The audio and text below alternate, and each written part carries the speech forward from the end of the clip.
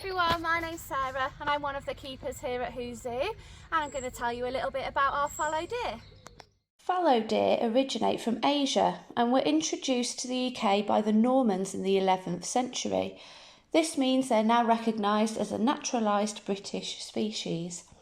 They are usually found in small herds in deciduous or mixed woodlands that have large clearings for them to graze.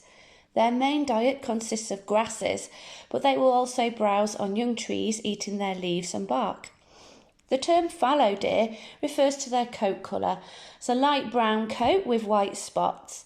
Some of our fallow deer may look a lot darker though than the others due to them being melanistic. This means they have an excess of melanin in their system. This is what gives us freckles and our hair colour, so they do appear much darker. It is a natural variation. Depending on what time of year you visit, you will see the male's antlers at different stages. Their antlers go through a yearly process which is guided by their hormones and is related to breeding activity. Throughout spring and summer, their antlers are growing and have a fuzzy skin called velvet. This is rich in blood vessels and helps their antlers to grow. This does mean they will do anything they can to prevent any injuries to their antlers, as it can result in a lot of blood loss if the velvet gets cut. The antlers of a fallow deer are known as palmate due to the big flat area in the middle. When the autumn approaches, the velvet will fall off. This can sometimes look a bit messy, but is perfectly normal and doesn't bother the deer at all. They will often rub their antlers on a tree to help the velvet come off faster.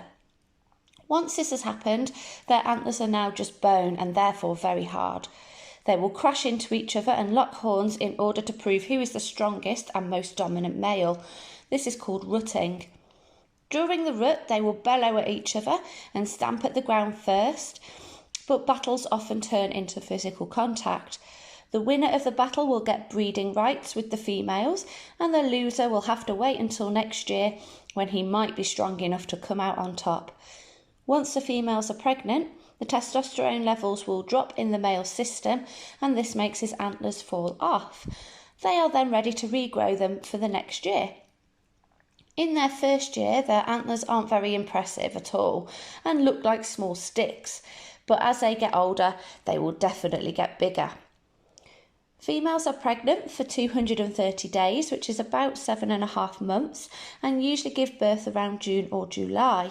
Their fawns are born ready to run, but will often hide and lay very still to avoid being found by any predators. This means their mothers can wander off and graze, knowing they've hidden their fawns safely, and if the herd needs to run from a predator, they won't be slowed down by the youngsters. Often when running away, the deer will jump up into the air to show how strong and fast they are.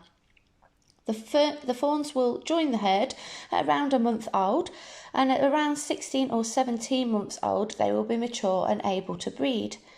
Average lifespan in the wild for a fallow deer is about 8 to 10 years, but they can live a bit longer in captivity, anywhere up to 16. Fallow deer are mostly active around dawn and dusk when they will be looking for food. The low light helps them stay hidden from predators. Because they are a prey animal, they have amazing vision and can see tiny details from really far away. Their pupils are horizontal, so they can see a lot of the horizon. When they bend their heads down to graze, their eyeballs rotate inside their sockets so that the pupil remains horizontal at all times, enabling them to see very well no matter what angle their head is at. They are also great swimmers, which helps if they need to cross a river to escape a predator.